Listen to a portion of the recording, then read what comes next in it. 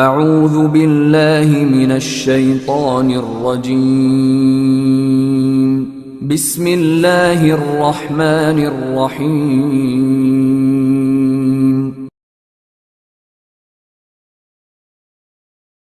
اعوذ باللہ من الشیطان الرجیم بسم اللہ الرحمن الرحیم الحمد للہ رب العالمین والعاقبۃ للمتقین والصلاة والسلام علی اشرف الانبیاء والمرسلین الذی قیل فی شانہ وما ارسلناک الا رحمۃ للعالمین والصلاة والسلام علی آلہ الطیبین الطاہرین المعصومین الذین قیل هم فی شانہم انما یرید اللہ لیذہب عنکم الرجس اہل البیت ویطہرکم تطہیرا اللہم صلی علی محمد وآل محمد اما بعد فقال اللہ تعالی فی کتابہ المبین وهو اصدق القائلین وقولہ الحق بالحق بسم اللہ الرحمن الرحیم ان ھذا القرآن یہدی للتی ہی اقوم معزز سامعین و ناظرین السلام علیکم۔ معزز سامعین و ناظرین، دیکھیے رمضان المبارک کا مقدس مہینہ ہے، تو میں نے چاہا کہ میں آپ لوگوں کی خدمت میں قرآن کے کچھ فضائل بیان کروں، اور یہ ہمارا حق بھی ہے کہ ہم، کیونکہ یہ قرآن کے نزول کا مہینہ ہے تو ہر قسم کے فضائل ممبر سے بیان کیے جاتے ہیں، تو میں تمام خطباء سے، تمام علماء سے یہی گزارش کروں گا کہ خدا کے لیے قرآن کے بھی فضائل اس ممبر سے بیان کیے جائیں۔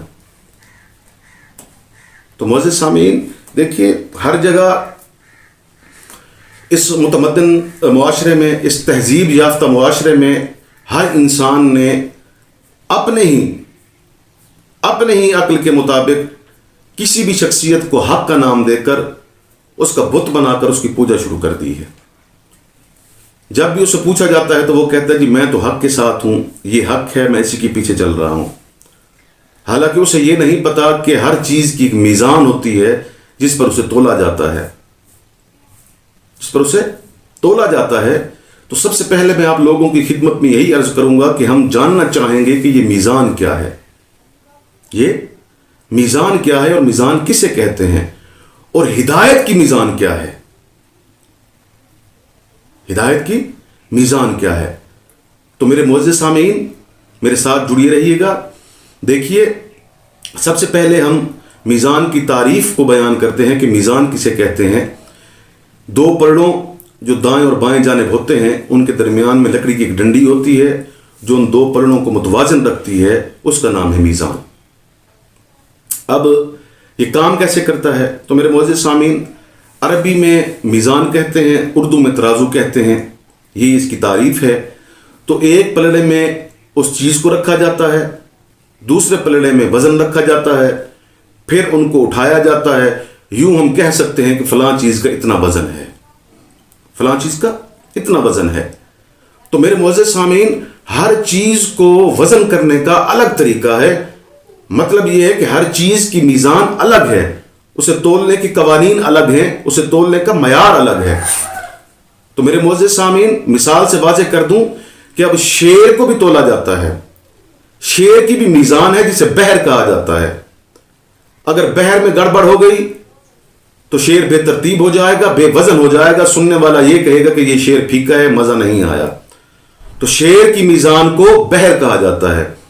اسی طرح جتنے بھی علوم ہیں ان کی میزان کو منطق کہا جاتا ہے۔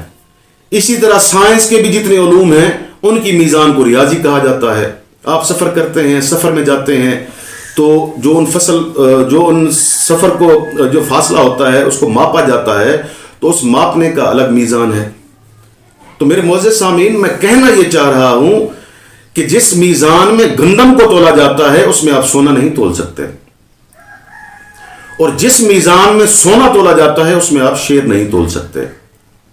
تو ہر چیز کو تولنے کا میزان الگ ہے۔ اب ہدایت کی میزان کیا ہے؟ کس طرح معلوم ہوگا کہ یہ فلاں شخص ہدایت یافتہ ہے یہ نہیں ہے، فلاں رہبر ہدایت یافتہ ہے یہ نہیں ہے، فلاں ہادی ہدایت یافتہ ہے یا نہیں ہے؟ تو میرے معزز سامعین، اب ہدایت کی میزان کیا ہوگی؟ اس لیے سرنامہ کلام میں جو بنی اسرائیل کی سورہ نمبر آیت نمبر 9 میں نے آپ لوگوں کے سامنے تلاوت کی، وہ میں پڑھنا چاہوں گا۔ پروردگار عالم ارشاد فرماتا ہے بسم اللہ الرحمن الرحیم ان ھذا القرآن یہدی للتی ہی اقوم۔ پروردگار عالم ارشاد فرماتا ہے کہ یہ قرآن ہے، یہ ایسا قرآن ہے جو مضبوط دلائل کی طرف عوام کی، انسانیت کی ہدایت کرتا ہے۔ تو معزز سامعین، معلوم ہوا کہ ہدایت کی میزان قرآن ہے، ہدایت کی میزان قرآن ہے۔ اب اسی قرآن نے ان لوگوں کی فہرست جاری کی جن کو یہ قرآن ہدایت کرتا ہے، جن کو یہ ہدایت کرتا ہے۔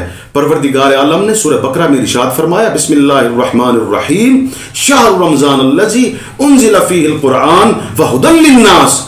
پروردگار عالم نے دعویٰ کیا، پہلا درجہ بیان کیا کہ یہ قرآن ہدایت کرتا ہے پوری انسانیت کی۔ ہدی للناس، یہ قرآن ہدایت کرتا ہے پوری انسانیت کی۔ تو معزز سامعین، ہدایت کا پہلا درجہ کیا ہے کہ قرآن ہدایت کرتا ہے انسانیت کی۔ اس میں ہندو بھی شامل ہے، عیسائی بھی شامل ہے، مجوسی بھی شامل ہے، سب لوگ شامل ہیں۔ پہلا درجہ قرآن کا کہ یہ ہادی ہے پوری انسانیت کے لیے۔ اب دوسرا درجہ قرآن کا کیا ہے؟ سورہ نحل میں پروردگار عالم نے آواز دی بسم اللہ الرحمن الرحیم ہدی ورحمۃ لقوم یؤمنون۔ یہ قرآن ان لوگوں کی بھی ہدایت کرتا ہے جو ایمان لانا پسند کرتے ہوں۔ مطلب یہ قرآن ہادی ہے مومنین کے لیے۔ پہلا درجہ یہ قرآن ہادی ہے انسانیت کے لیے، دوسرا درجہ یہ قرآن ہدایت ہے مومنین کے لیے۔ اب سورہ بقرہ کے شروع میں ہی آواز دی بسم اللہ الرحمن الرحیم الف لام میم ذالک الکتاب لا ریب فیہ وہدی للمتقین۔ پروردگار عالم نے ارشاد فرمایا کہ یہ قرآن ہدایت ہے متقی لوگوں کے لیے۔ پہلا درجہ یہ قرآن ہدایت ہے پوری انسانیت کے لیے، دوسرا درجہ یہ قرآن ہدایت ہے مومنین کے لیے، تیسرا درجہ یہ قرآن ہدایت ہے متقی لوگوں کے لیے۔ تو میرے معزز سامعین، اب کوئی کافر، کوئی مشرک، کوئی ملحد اعتراض کر سکتا ہے کہ اگر آپ قرآن کو ہدایت کی میزان جانتے ہیں تو آپ کی میزان میں ہی اختلاف ہے، آپ کی میزان میں اختلاف ہے۔ آپ کی میزان جو ہے ہدایت کی، ایک جگہ یہ قرآن کہتا ہے کہ یہ میں ہدایت ہوں پوری انسانیت کے لیے، دوسری جگہ کہتا ہے کہ یہ ہدایت ہے مومنین کے لیے، تیسری جگہ کہتا ہے کہ یہ ہدایت ہے متقین کے لیے۔ تو معزز سامعین، اختلاف تو ہو گیا، اختلاف تو ہو گیا نا۔ لیکن خدا کی قسم میرے معزز سامعین، یہ اختلاف نہیں ہے، یہ فہم قرآن کے 3 درجے ہیں، فہم قرآن کے 3 درجے ہیں۔ انسانیت ہدایت پائے گی تو مومنین کی منزل پر فائز ہوگی، مومنین ہدایت پائیں گے تو متقین کی منزل پر فائز ہوں گے۔ یہ ہیں فہم قرآن کے 3 درجے۔ تو میرے معزز سامعین، جناب موسیٰ علیہ السلام پر توریت نازل ہوئی اور ساتھ ہی عصا نازل ہوا، لیکن پوری تاریخ پڑھ کر دیکھ لیں کہ جناب موسیٰ علیہ السلام نے یہ نہیں فرمایا کہ میری توریت معجزہ ہے، بلکہ جب بھی کہا یہی کہا کہ میرا عصا معجزہ ہے۔